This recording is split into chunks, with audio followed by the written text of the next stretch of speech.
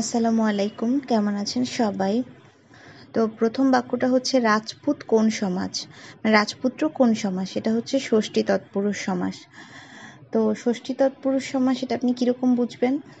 যেমন পূর্বপদে যদি ষষ্ঠী বিভক্তি র বা এর এটা লোপ পেয়ে যে সমাস হয় তাকে বলা হয় ষষ্ঠী তৎপুরুষ সমাস। যেমন রাজার পুত্র, রাজপুত্র, মানে পূর্বপদের এই যে র বা এর এটা তো মানে লোপ পাইছে, মানে এটা বাদ গেছে আর কি।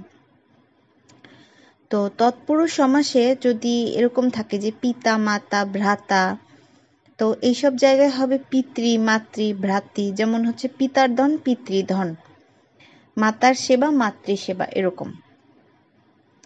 তারপর হচ্ছে বাংলা গীতি কবিতার জনক কে? তো বাংলা গীতি কবিতার জনক হচ্ছে বিহারীলাল চক্রবর্তী।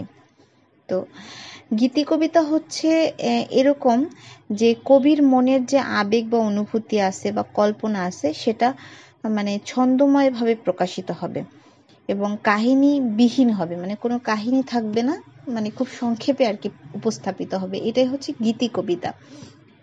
তো এই যে বিহারীলাল চক্রবর্তীর যে মানে গীতি কবিতার যে বৈশিষ্ট্য, এটা তার কবিতায় সর্বপ্রথম আর কি প্রকাশ পাইছে। তো তার বিষয়ে রবীন্দ্রনাথ ঠাকুর একটু মজা করে বলছিলেন যে প্রত্যুষে অধিক লোক জাগে নাই এবং সাহিত্য কুঞ্জে বিচিত্র কলনীতি কুঞ্চিত হয় নাই,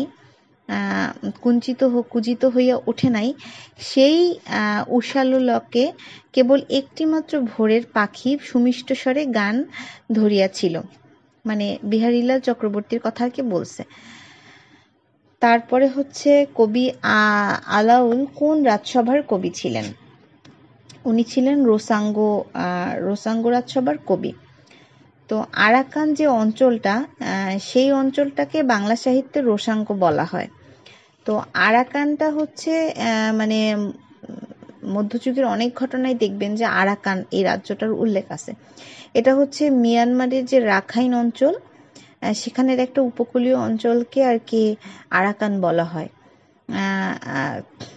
এটা প্রায় 300 বছর ধরেই মানে আছে। তারপর হচ্ছে নিত্য স্ত্রীবাচক শব্দ কোনটি? কুলটা। তো কুলটা শব্দের অর্থ হচ্ছে কুল ত্যাগকারিণী বা ভ্রষ্টা, মানে হচ্ছে সহজভাবে বলতে গেলে যে বিবাহিত মেয়ে মানুষ যারা সংসার ত্যাগ করে যদি কোনো পরপুরুষের সাথে পরকীয়ায় লিপ্ত হয়, সেই বিষয়টাকে তখন তাকে বলা হয় কুলটা।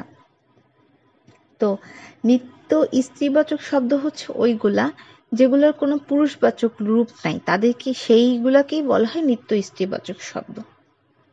হ্যাঁ, তারপর হচ্ছে নিত্য পুরুষবাচক শব্দ কোনটি? কবিরাজ। তো এটাও এরকম যে যেই শব্দগুলোর হচ্ছে কোনো লিঙ্গান্তর হয় না, মানে সেগুলোই হচ্ছে নিত্য পুরুষবাচক শব্দ। তো আশা করছি সবার ভালো লেগেছে, সব ভালো থাকবেন। আল্লাহ হাফেজ।